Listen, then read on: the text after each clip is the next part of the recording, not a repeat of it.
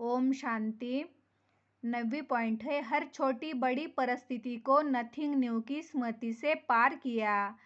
कोई भी दृश्य को देख क्यों क्या के प्रश्नों में उलझने के बजाय सदा साक्षी भाव को धारण कर सदा हर्षित रही। 10वीं पॉइंट, उनके हर बोल में रॉयल्टी दिखाई देती है।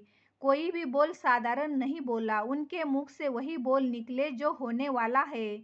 ऐसी सिद्धि स्वरूप आत्मा के संकल्प भी सिद्ध होने का कारण सहज ही संपूर्णता को प्राप्त कर लिया। 11वीं पॉइंट है, दादी जी का सदा आत्मविश्वास से भरपूर होने का कारण इसी स्मृति में रही कि हम तो कल्प कल्प की विजयी आत्मा है। कोई भी पुराने संस्कार स्वभाव व हिसाब किताब के अधीन नहीं रही। ऐसे अनुभव किया जैसे आत्मा लाइट के शरीर में निवास कर रही है। 12वीं पॉइंट, दादी जी की बुद्धि स्वच्छ साफ आईने की तरह थी। वे निरंतर तपस्वी मूर्त होकर रही। सदा यही स्मृति रही कि इस तपस्या से ही विश्व का कल्याण होगा, सुखमय संसार आएगा। 13वीं पॉइंट है, दादी जी ने अंतिम समय को सामने देखते हुए सदा स्वचिंतन किया।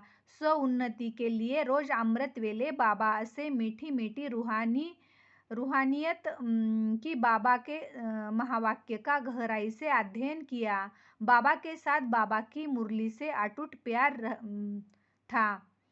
14वीं पॉइंट, दादी जी ने अपनी संपूर्ण स्थिति बनाने के लिए देह अभिमान से परे रहने का अभ्यास किया।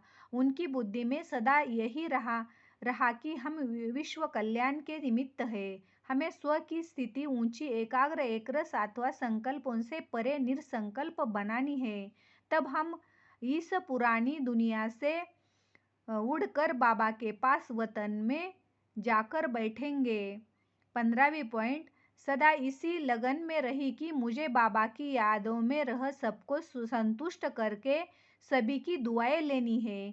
कोई भी आत्मा कभी मेरे से डिस्टर्ब होकर बद्दुआ न दे, इसका पूरा ध्यान रख सबके दुआ के पात्र बनी। 16वां पॉइंट है, सदा एक की लक्ष्य के सामने रह कि मुझे संपन्न फरिश्ता व कर्मातीत बनना है। यह पुराना तन छोड़ फरिश्ता बन अव्यक्त वतनवासी बनना है। यह सेवाएं तो दिन रात चलती रहेगी। मुझे सेवा के साथ साथ स्वयं पर सूक्ष्म अटेंशन देकर रहना है। 17वीं पॉइंट, ओम शांति।